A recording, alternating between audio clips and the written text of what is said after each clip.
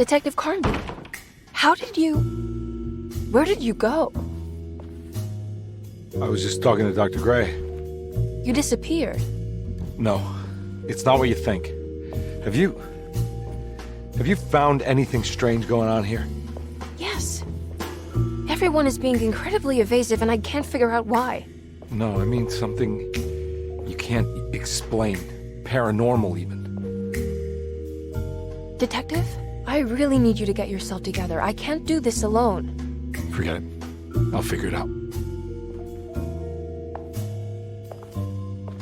Do you want to come see Dr. Gray? No, I want to try something. With this talisman, I think I can follow Jeremy to the place he mentioned in the book. What was the name? Do you remember something Spanish? Tarawea. Yeah, that's where I need to go. Detective, are you gonna be all right? Yeah, of course. Go talk to Dr. Gray. We'll rendezvous later.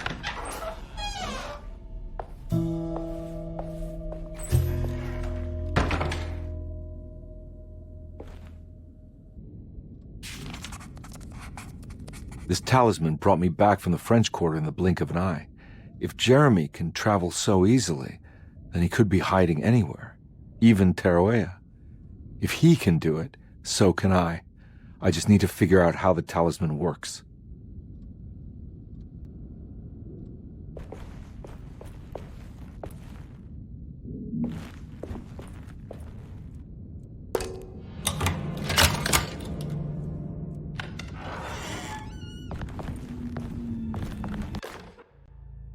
Saw your notice in the boiler room.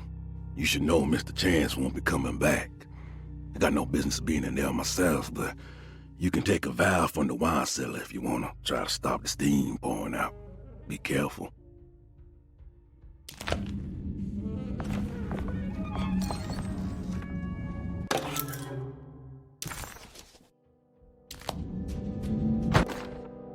Dr. Elmore Lee Gray is Derceto's chief doctor. Accounting and all administrative work is handled by me, Paul Waits.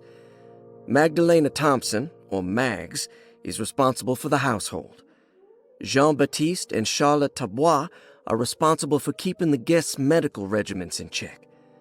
Finally, Jack Chance is our gardener, who can occasionally be seen in the conservatory, but is for the most part busy outside. There are currently 6 guests at Derceto. Malcolm McCarthy and Ruth Tallant reside on the first floor. Jeremy Hartwood, Elisabetta Perosi, Grace Saunders, and of course Cassandra Beauregard live on the second floor.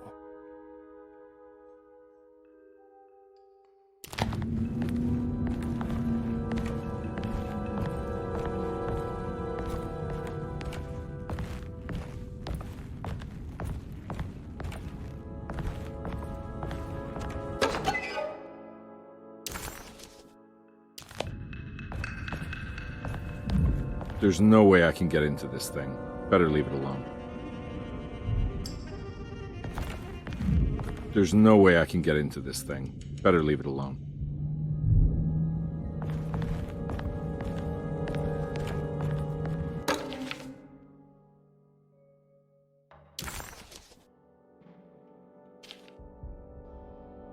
Cassandra Beauregard, the beloved author.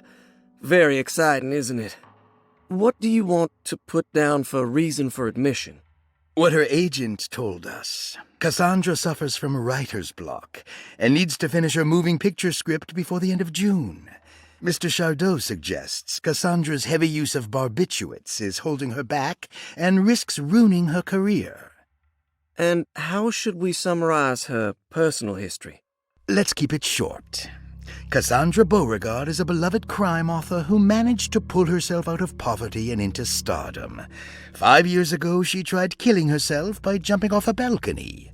The incident left her a cripple and now relies heavily on her wheelchair. And for diagnostic impressions? Cassandra suffers chronic back pain following her suicide attempt. She self-administers morphine to keep herself ambulant, but has become addicted and the desired effect is now lost. The drug abuse clouds her mind, and she is unable to focus on real life. To save herself from this insight, she instead makes up stories to fill out the gaps in her own thought process, resembling the Korsakoff syndrome. Oh, bravo, Doctor. How will you treat her? First of all, she needs to be weaned from her drug addiction, and hopefully it will resolve her compulsive lying. Then look into permanently numbing her pain in her back through surgery. Finally, deal with her suicidal thoughts. Fantastic. With such a short time before June, I really hope she gets better soon. We will do what we can. Grace Saunders, 11 years old. Reason for admission?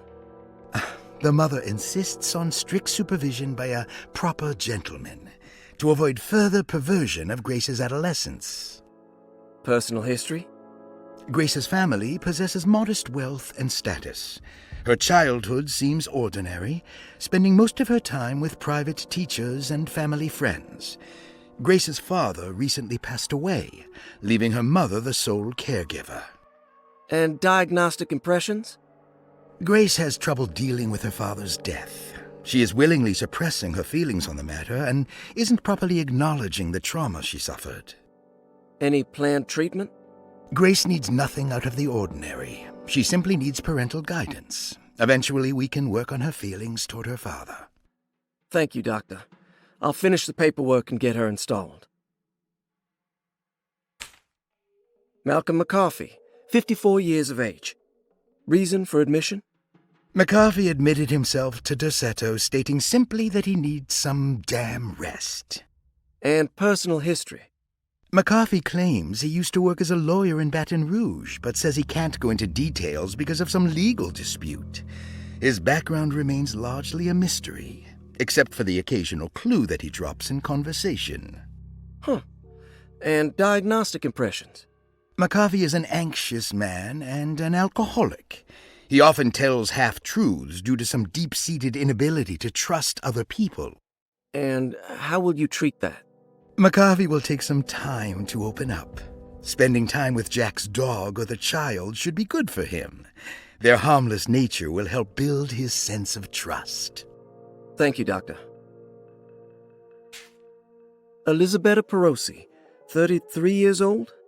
What should I put down as reason for admission? Well, Perosi broke into Derceto and was found wandering the grand parlor. She was confused and suffered partial amnesia. She insisted she belonged here and offered to pay for her stay. Right. What do you make of her story? Perosi claims to have been a member of the Astarte artist colony some 20 years ago, a claim that seems contrafactual due to her young age. She looks to be and even thinks she is 33 years of age. That would make her a child at the time. It seems fair to say that Perosi's story is untrue, deliberately so or not. Diagnostic impressions? Do you have anything? Perosi's story is peculiar because she retracted her story about the artist colony. She no longer claims to be the same person as Elisabetta Perosi. However, my staff's research has confirmed there was a Perosi at that time who was in her early 30s. I suppose this case will take some time to investigate. How will you go about it? I wanted to contact the real Perosi, but it seems the whole colony disappeared one night. September 29th, 1915, during a hurricane. I will have to take it slow and figure out what this spell of impersonation could have been. Oh, I'm sure it will all clear up eventually. Thank you, Doctor. Ruth Talon, 29 years of age. Reason for admission? Ruth's father wishes that his daughter be removed from New Orleans nightlife for the foreseeable future. He fears that her overly free spirit is tarnishing the family's reputation. Sounds simple enough. Personal history? Ruth comes from considerable wealth. Her family owns several hotels and restaurants. Unlike the rest of the family, her sense of adventure has taken her around the world, including France during the Great War as a photojournalist. The last decade, she has provoked many rumors of being a debauched flapper, bordering on nymphomania. And diagnostic impressions? Despite her father's frivolous reasons for her to be admitted, Ruth does seem to provide an interesting case. She is refreshingly open and doesn't shy away from talking about her life during the war or her continuous celebration after returning to the States. She is admittedly a sexual deviant and feels no remorse. And her treatment plan? Simply staying at Derceto should do wonders for Ruth. If not, at least for her family's reputation. Ruth doesn't need to change, but with therapy I might be able to share with her some sympathy towards her family.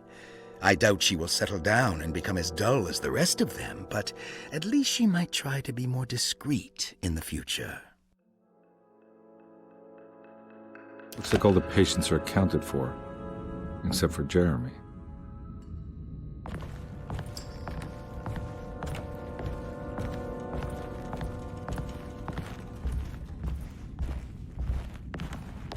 I need the key.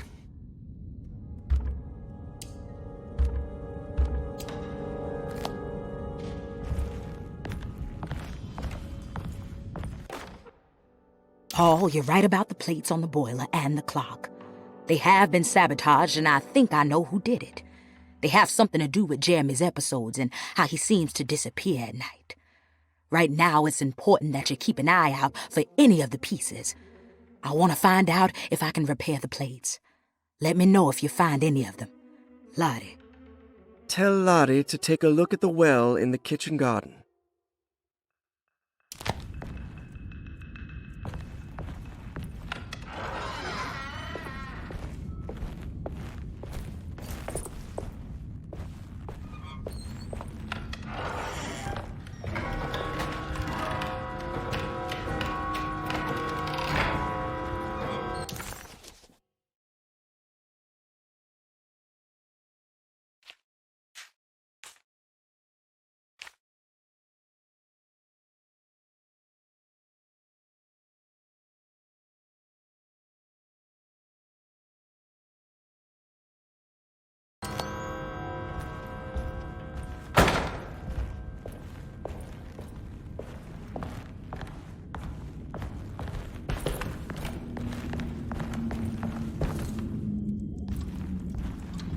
Oh.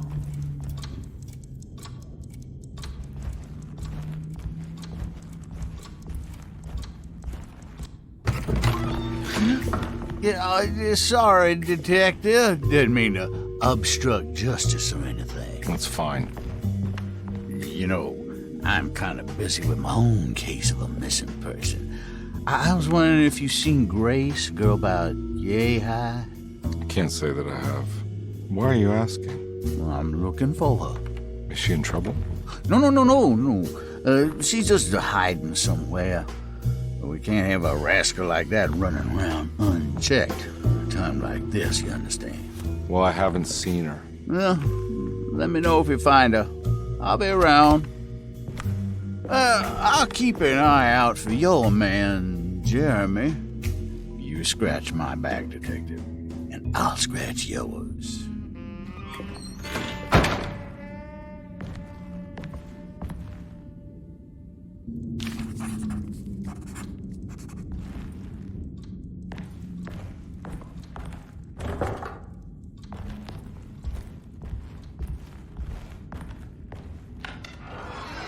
Looks like everything's back to normal here.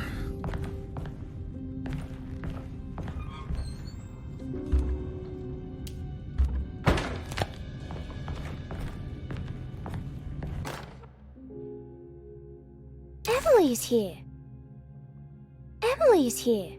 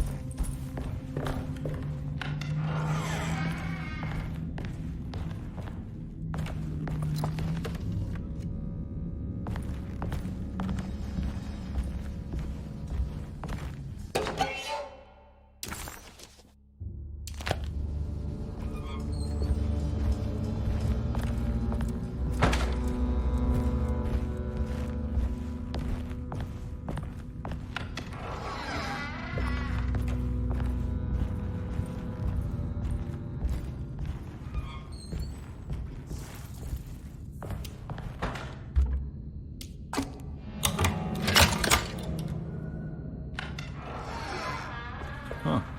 How eccentric. What are these symbols? Looks like alchemy or star constellations.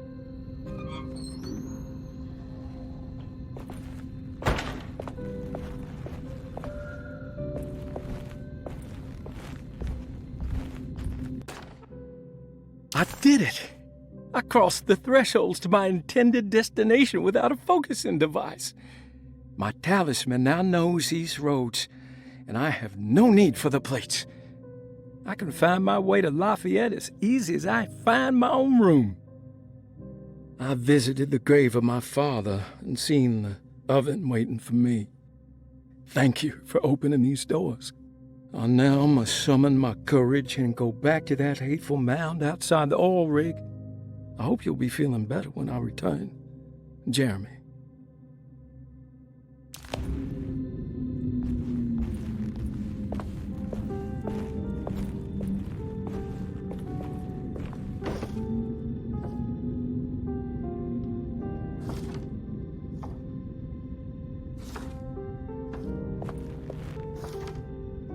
These paintings got some grim-looking rot on them.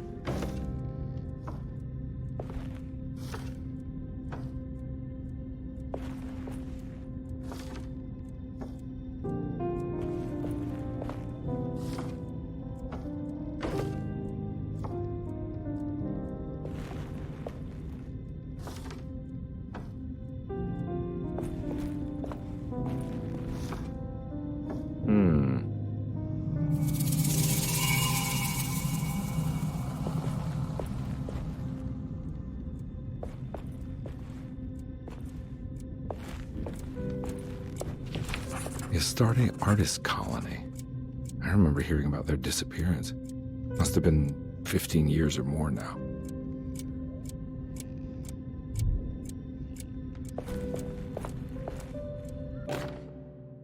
Will I need to remember how to get them out again? They are locked up for good reason. I am sure she is still able to whisper the answer in the ears of the wrong people. But not for long. I will see her burned soon enough. That black goat will be sacrificed to put an end to it all. Then it will all be over. No more Derceto, and sadly, no Astarte. Those good pirates of Pontchartrain. May you still sail the lake, until you find the shores of Hali.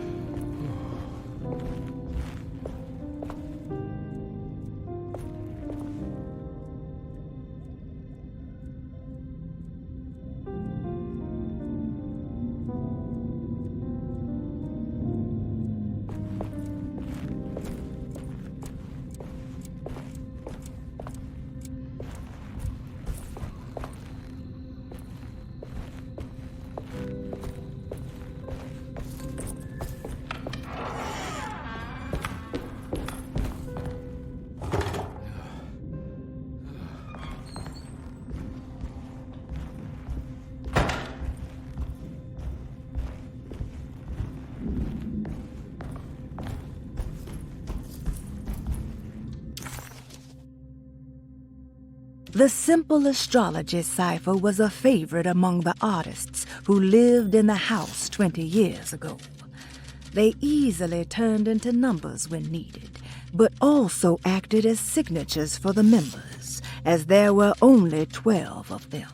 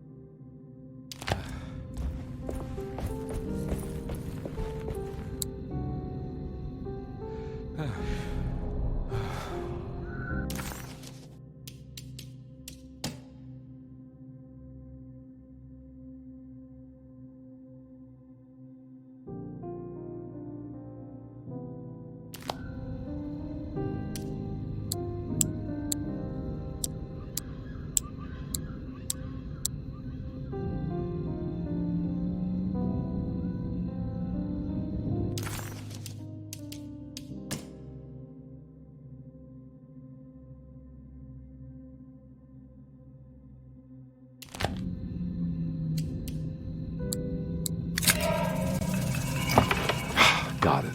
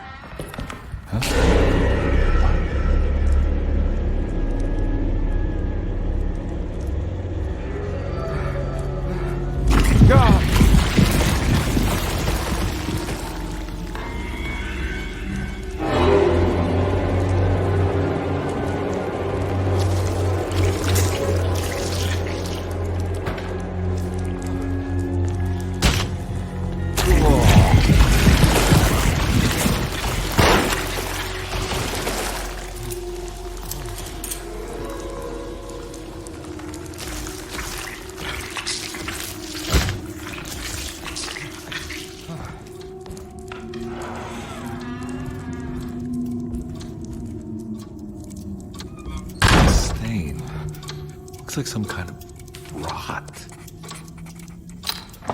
This must be the... Oh, what happened? Everything's normal again? Right. Huh. Looks like the plate that held the talisman in the seance room. But it's broken and missing some pieces.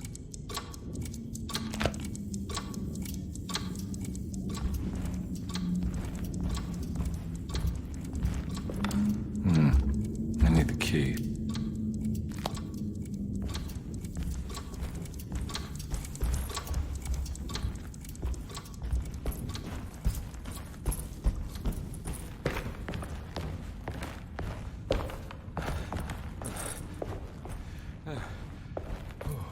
I'm not gonna walk out of this now. I need to help Emily save her uncle.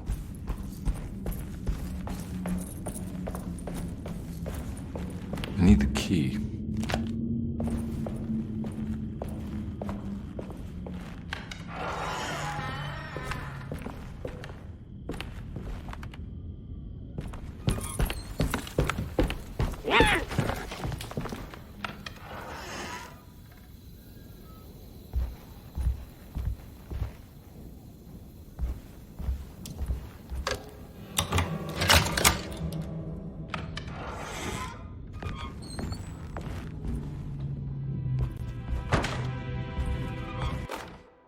Lost Plantations of Louisiana, Thierry Briclot, 1917. Derceto was a small plantation on the eastern shore of Lake Pontchartrain. The land was considered difficult for industry and was sold for only $30 to Elijah Pickford in 1818. Pickford employed hundreds of workers from nearby New Orleans to clear the woods and build a small plantation mansion facing the lake with a striking Greek Revival temple facade. Derceto kept a modest production of barrique tobacco and indigo that persisted up till the Civil War.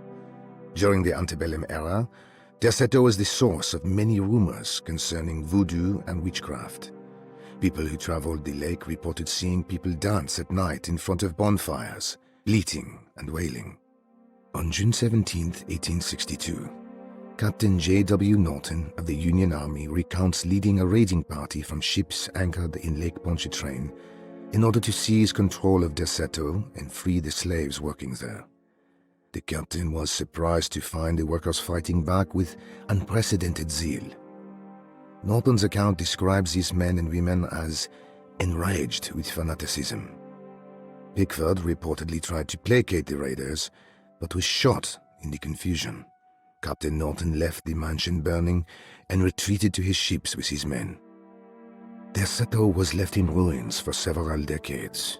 The ownership of the land was long disputed and returned to the Ledoux family in 1901. Several police reports were filed during the following years as the Ledoux tried to get rid of a camp of squatters on their land.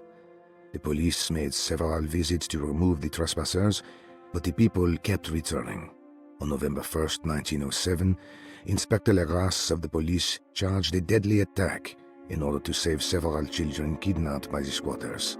Many were killed, and even more were jailed. The following year, Ledoux rebuilt Derceto, incorporating the surviving stone foundation and adding a magnificent wrought iron conservatory.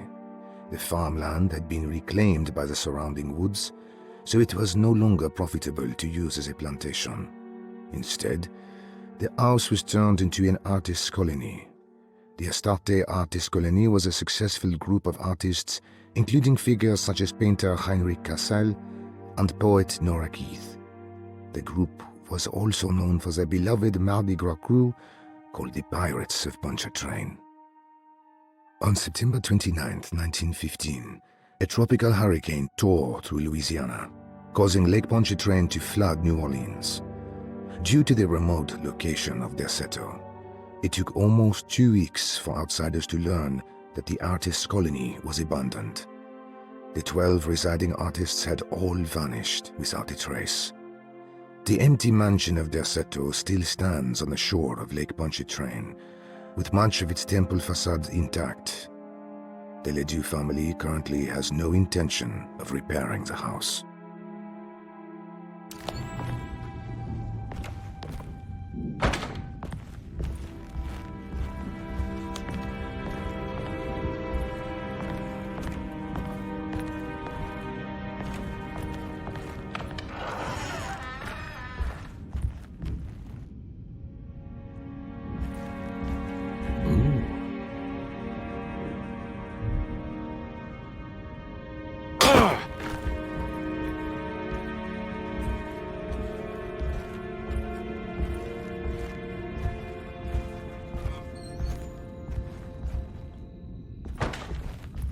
It's wedged shut.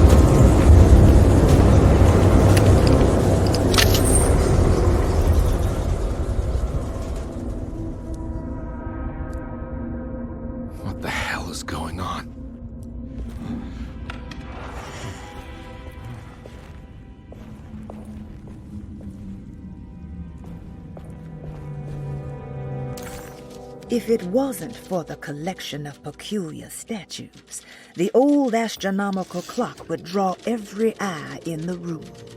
To Carnby, it wasn't the intricate clockwork that stood out, but the odd-looking plate on the inside. It reminded him of the ritual bench in Miss Jackson's seance room, where he had manipulated the talisman to open a door back to Derceto. He wanted to try to replicate the procedure, but found that the inner part of the plate was broken.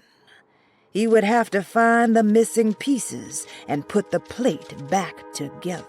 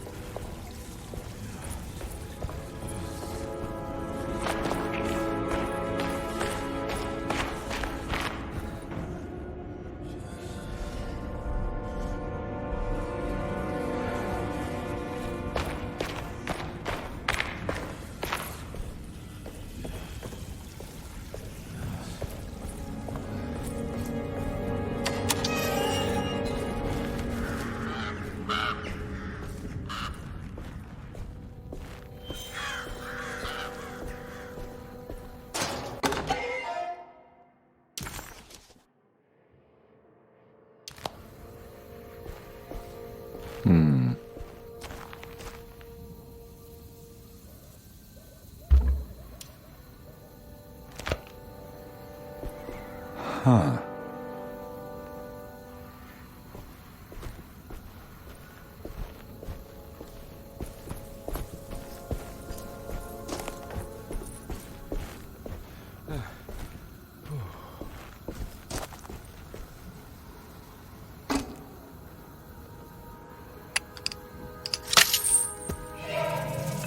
Got it.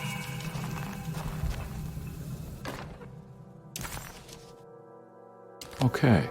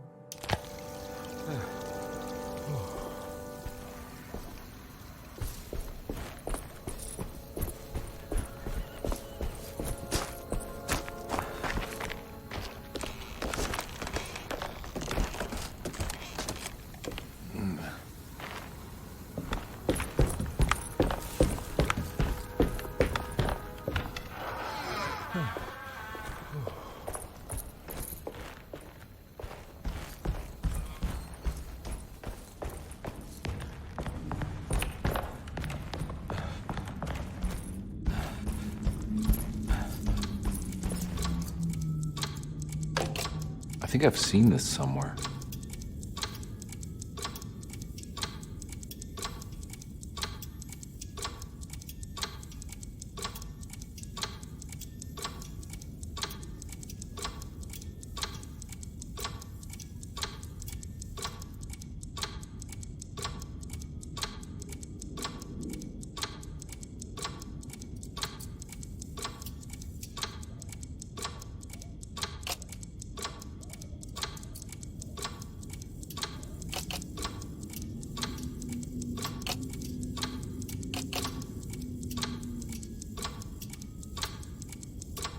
There was something in the commonplace book about this.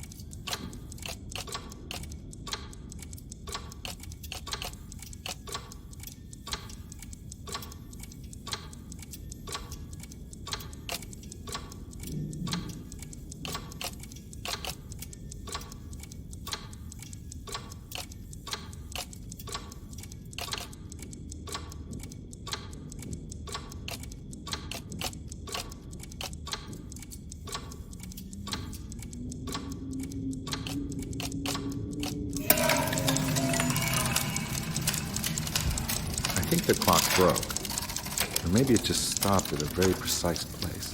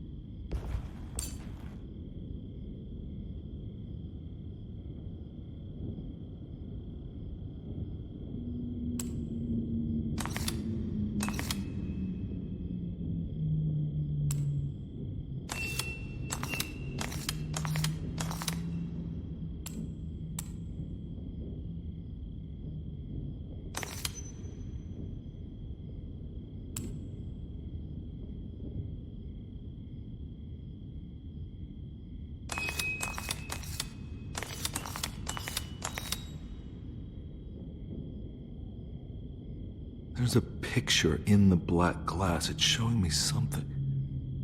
It's the hallway outside Jeremy's room.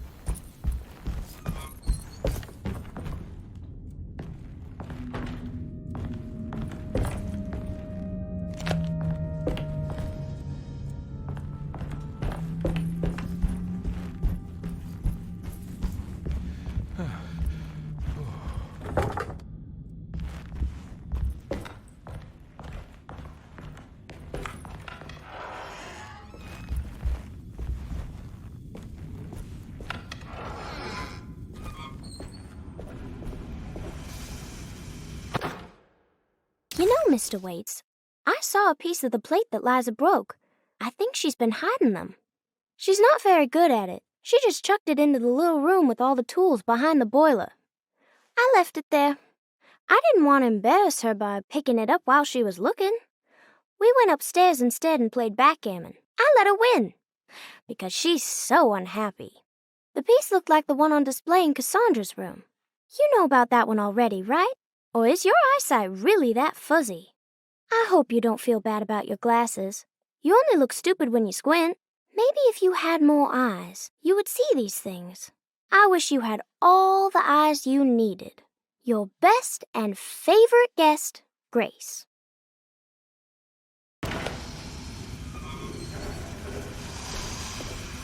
It's another plate for the talisman. Like the other one, it's broken and missing some pieces.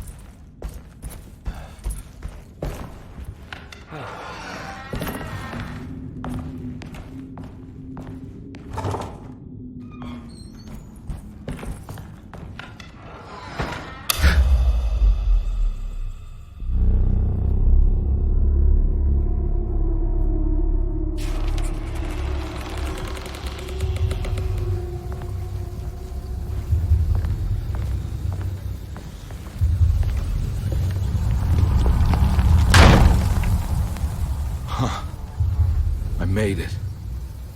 I entered another one of Jeremy's memories.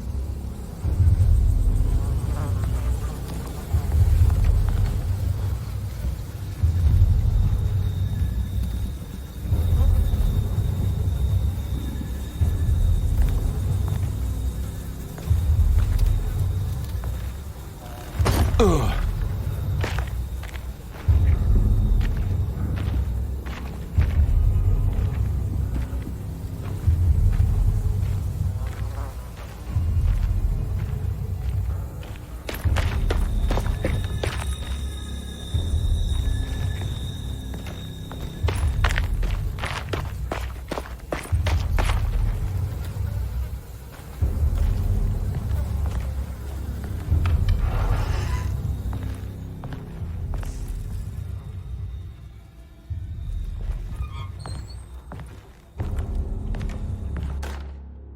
May 1923.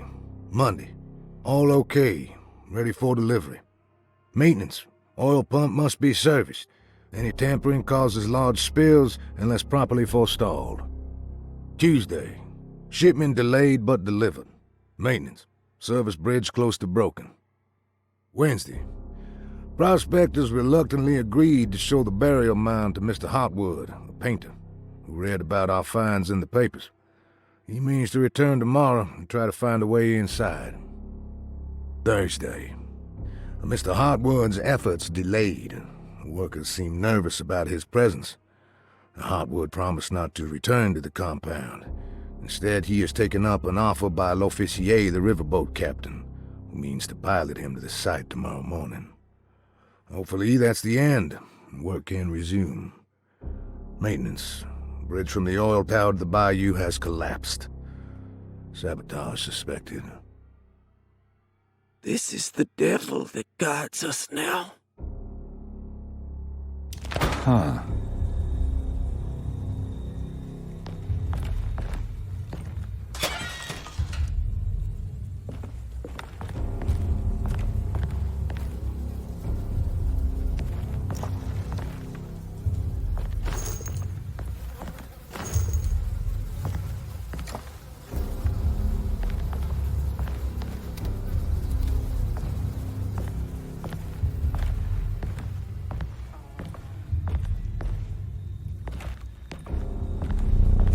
I need the key.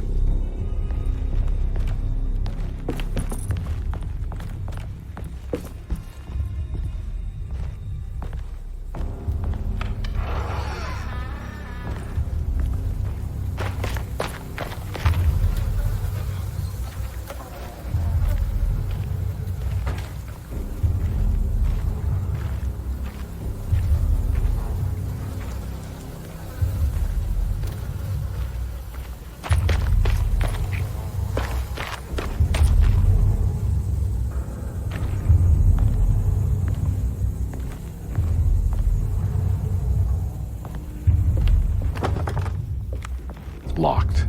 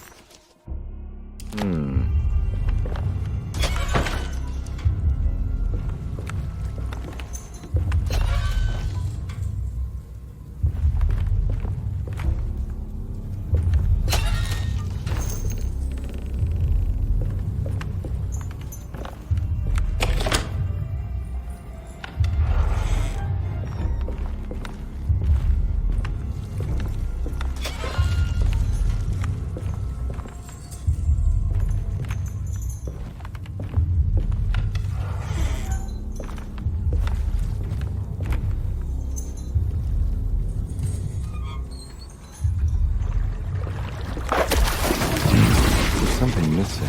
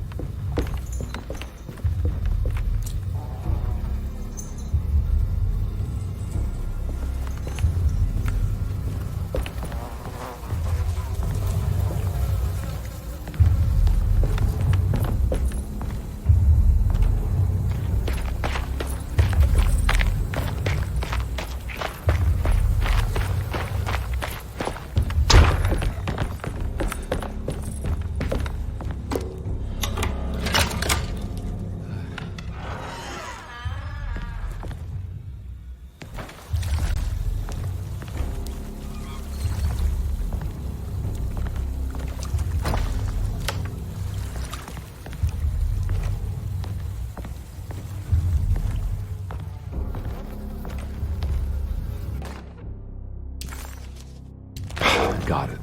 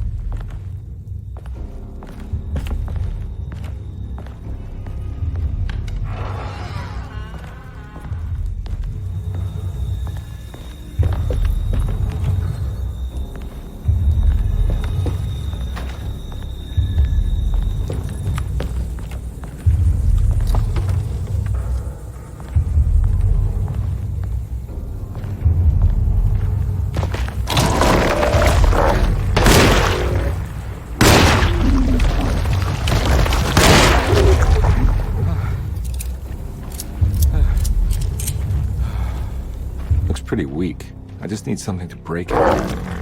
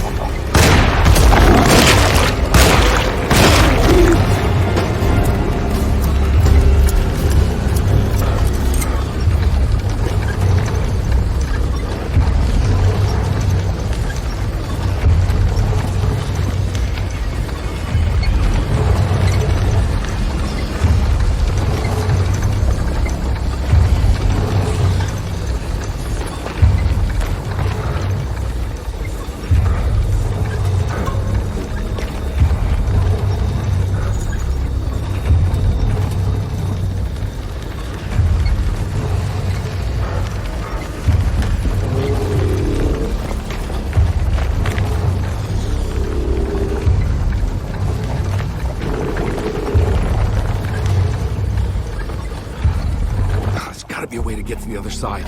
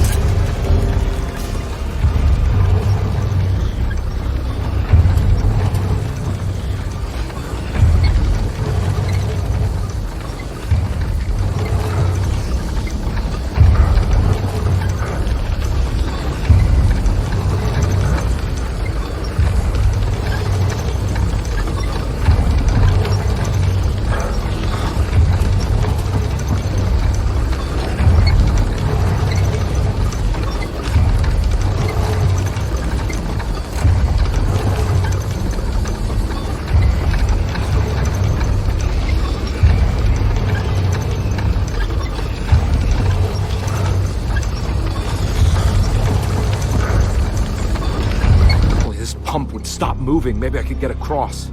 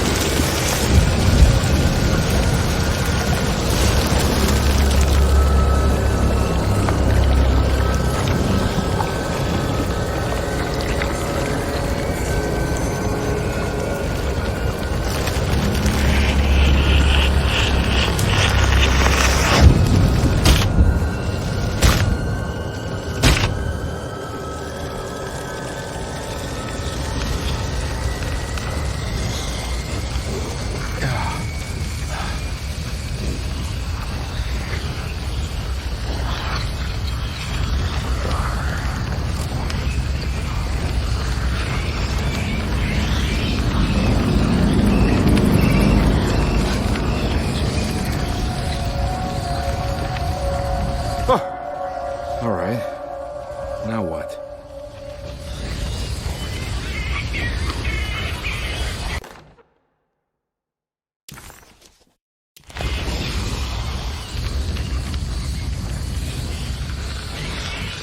Yeah, come on, Carnby.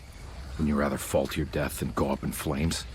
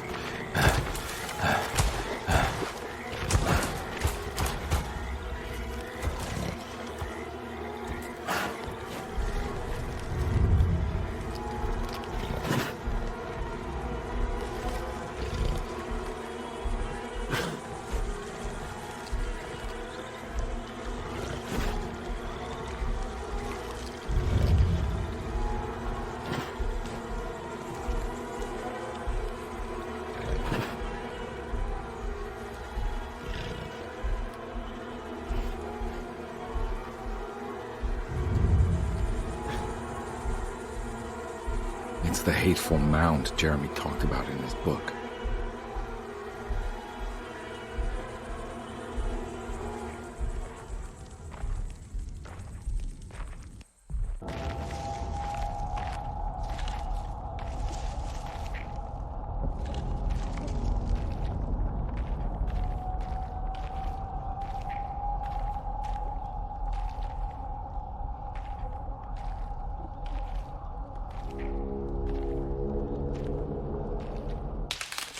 Don't come any closer. I'm armed. Get that thing out of my face. Who are you? What are you doing here? I'm just a detective trying to find something called Tarawea. You after Jeremy too? Why? I'm working for his niece. She wants to make sure he's alright. He might be unharmed, but far from all right. He's a curse upon Derceto. Here we go again. Quiet.